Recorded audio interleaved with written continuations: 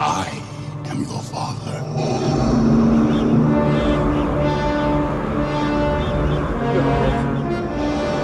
No. It's not true.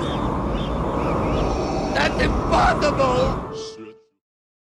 Oh, hey, what's going on, everybody? It's your boy Skip, aka Skipntosh, here with my man Wes. Say what's up to the people, Wes. How's everybody doing? Hey, y'all, thanks for coming by. Happy New Year to everybody. We are officially in 2020, so glad we made it. A few times I felt like I wasn't sure if I was going to see 2020. I'm being hyperbolic. I was pretty confident I was going to see 2020, but now I got 2020 vision. Things are looking better. Thinking Critical is here, back with another discussion, and we are talking Star Wars #1. Charles Soule, or Soule. I'm not sure how you say it, but I know that Wes himself is a fan of Charles Soule, and he brought it up, and I was like, you know what? Rise of Skywalker just came out. I think it is a good time to talk about it. Hopefully we can convince the Real Comic Book Gamer, our good buddy, to actually check this out as well. But Wes, without any further ado, let's just jump right into it. We're bleeding out on this book. What's going on with Star Wars #1? What were you feeling about it? Well, the first thing I noticed is the art by Jesus Saiz is very good. The opening scene is it picks up right after the Empire Strikes Back. Luke loses his hand. He finds out Darth Vader is his father. It's very much on his mind. It puts you right in that moment, and that's where we are right in the story.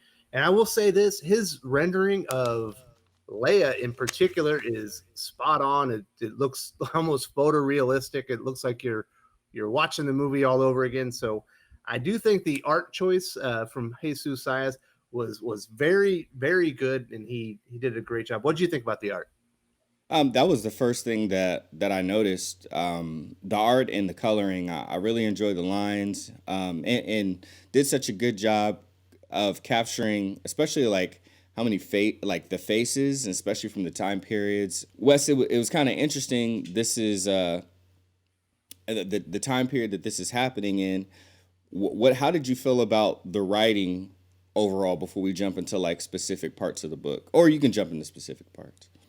Oh, it's excellent. He really captures each character. Leia feels like Leia. She's kind of quippy and bossy like the character in the films. Chewbacca, he's growling when he should be growling. People are reacting like they know what he's talking about. C-3PO is as annoying as ever and always saying the wrong thing at the wrong time. And you know what the best part is there's in between The Empire Strikes Back and Return of the Jedi, there is an enormous amount of character progression. Luke is down and defeated. He's missing an arm at the end of that one.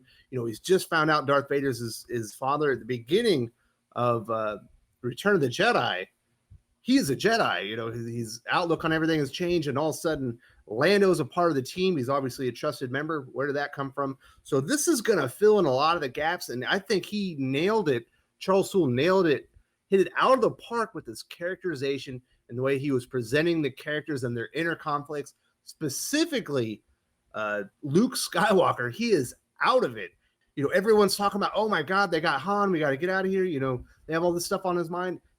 All he can think about is, I was lied to. Yoda lied to me. Obi-Wan lied to me. Darth Vader's my father. Is it true? I think it's true. Am I even supposed to be a Jedi? What is my destiny after this? And I thought it was excellent. Yeah, I agree. The characterizations were awesome, and I really enjoyed also how, like, you talking about Luke.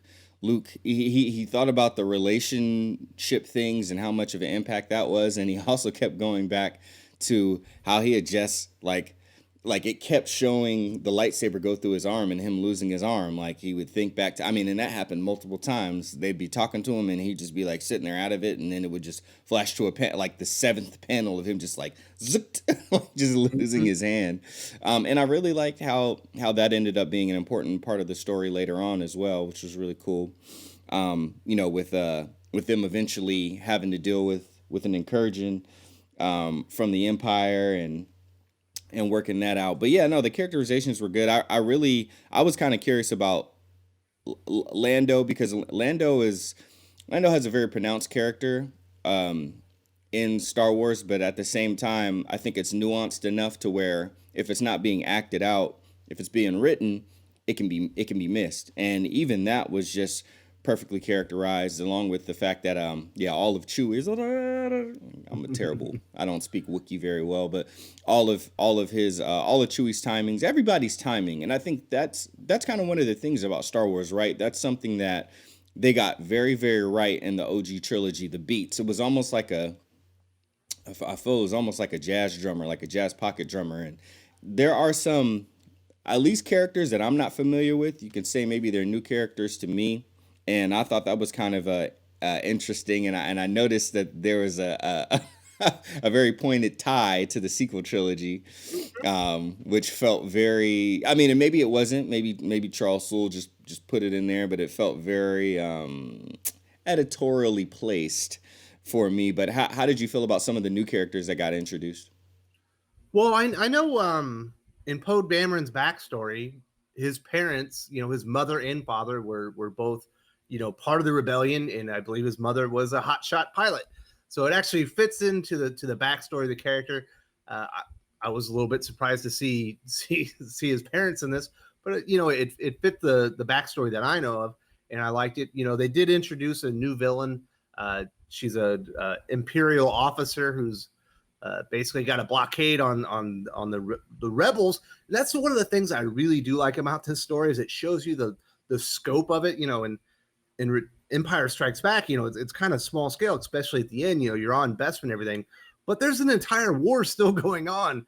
And so when they go to rendezvous back up with the rebels, they're under attack, they're under a blockade, and they're basically fish in a barrel, getting taken out by the Empire. And she came off as pretty ruthless, and he also, he certainly made her feel subservient to Darth Vader, which I do like. It fits that time in the stories, whereas Yeah, I enjoyed it too. I think it was placed well, so it made sense. Obviously the background of Poe Dameron's family and everything is what I'm referring to. It didn't. I don't feel like it hurt the story. I mean, I don't feel like it hurt it. It could have hurt it more.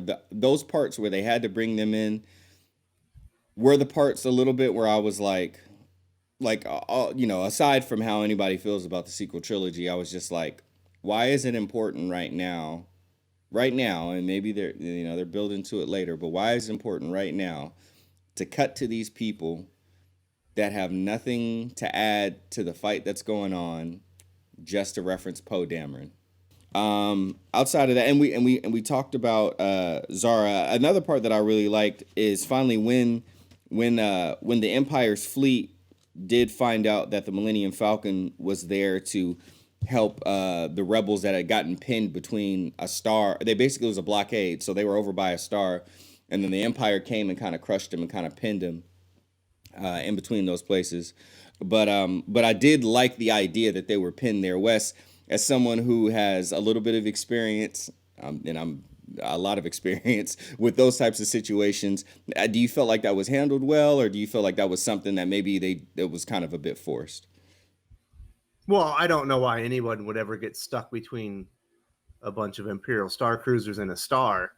Not a very smart move. So on that one, I was like, I don't know why they would have got stuck there. I would have went around the star, not got. But there is one moment there that kind of stood out for me that I don't know. It could be a good thing, it could be a bad thing. There's this weird thing with Disney Star Wars that they want to show people. They just all of a sudden have force abilities, like without training, without practice, they can do stuff. And so there's a moment where it's not going well. Luke is out of it. He's trying to cope with his one hand. He's trying to shoot down TIE fighters. It's not going well, and he like all of a sudden he force projects and makes all the pilots crash. Listen, if Jedi's can do that, in the prequel trilogy, Anakin Skywalker, who's a far more powerful Jedi in that part in the third movie, the Revenge of the Sith, than Luke Skywalker is here. Why isn't he crashing all the pilots? Why is he having to dogfight with them when he could force project and do stuff like that? So I don't like them creating these new abilities that they don't have to train and stuff like this. Now, I think that it might be that Luke is in such an emotional state right now that he can't control his force abilities. So if they're going that direction, it might be better. But he's essentially a walking time bomb at that point. That's one of the things that stood out for me. I wish Disney would stop trying to play with this. Anyone can use the force in any way without training nonsense. Yeah, it does seem like a kind of like a Disney mandate. Like, hey, this force thing, training's not really required. Just do so, and just do it. Just do it. Just it's like Nike. The force is like Nike. Just do it. You can do it. Just do it. And it did feel like something in between some stuff that happened in Rise of the Skywalker and a little bit of what happened in Heroes in Crisis with Wally West. It was just like, yeah, either you can just do this, which apparently you can, or maybe you can't. Yeah, like Wes said, maybe you just losing control and you did something that was out of control. But even then, he didn't like really. I don't know, man. It was just weird. Now I'll say it was very convenient, and that's what I will say. Like, I like the idea that he was handicapped, and I use it in the literal sense of the word, by not being in a gunner seat and not having both of his hands, which is integral for doing that. And so so there was another way that got created for him to do it, but I just felt like it was just so convenient. If we're moving past that part, another part that I really did enjoy was when we were in there and it got back to Vader, because Darth Vader just seems to be like the gravity, the grounding, the thing that everything, like when they need consistency, it comes back to Vader. It came back to Zara, making that call that she said she had to make, and hey, we had partial success, and he was telling her partial success is not won't be acceptable going forward. And then she was talking about how the Millennium Falcon showed up, and he was like, you want to kill Leia Organa, that's all on you, go for it. But there is one who is on that ship that if something ends up happening to that person, there will be consequences. Well, it's all about Luke. At the very end of the story, and this is a good Star Wars story. It is absolutely a Star Wars story. That the Millennium Falcon comes in, saves the day. The rebels make it out. The plot is great, but at the end, they have success, and Luke is still conflicted.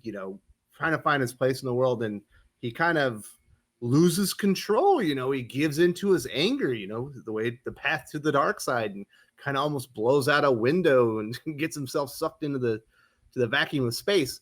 And so it's interesting. Like I said, there's so much meat on the bone to explore there. And how did Luke, come from this, defeated man with one arm into a fully trained Jedi that, essentially saves his father and takes down the Emperor. And, he is emotionally compromised in this book at the very end. He doesn't want to tell people exactly what happened. He doesn't want to tell anyone what he knows. He's keeping it all bottled inside, and you can see that he's got an inner conflict. And it looks like, from what I'm reading, that he's going to have a temptation to the dark side. Another one, besides the one that happened on Dagobah. And I'm really excited about that. I think it's going to be great. Yeah, I am looking forward to the next one. The way that they wrapped it up at the end with Luke and his comments and where he is emotionally and just mentally. Obviously as well as physically, all of those things was like, okay, the next one I'm really interested in. This one was good. Like the overall story was good. The beats were good. Where they went with it and all that stuff was all solid. But where it's going to next is something that I'm definitely up for, and I'm excited for it. So since this one went so well, I would say expect for us on OTB to cover the next one and talk about it. But in between then and now, make sure that you guys, keep an eye out for Geekspan, which will be coming out soon. So keep an eye out for that. If you are looking for a gaming chair still, please consider Taboo Ohana.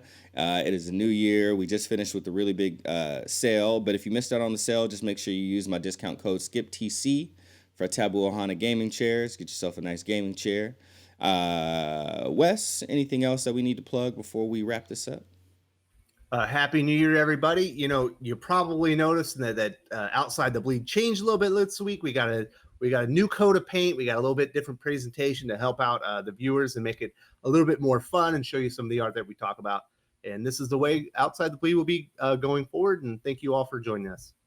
If you enjoyed this video, please give it a like. I would appreciate it very much. It helps us attract more views for the channel. Subscribe for future commentary, comic book news, and reviews.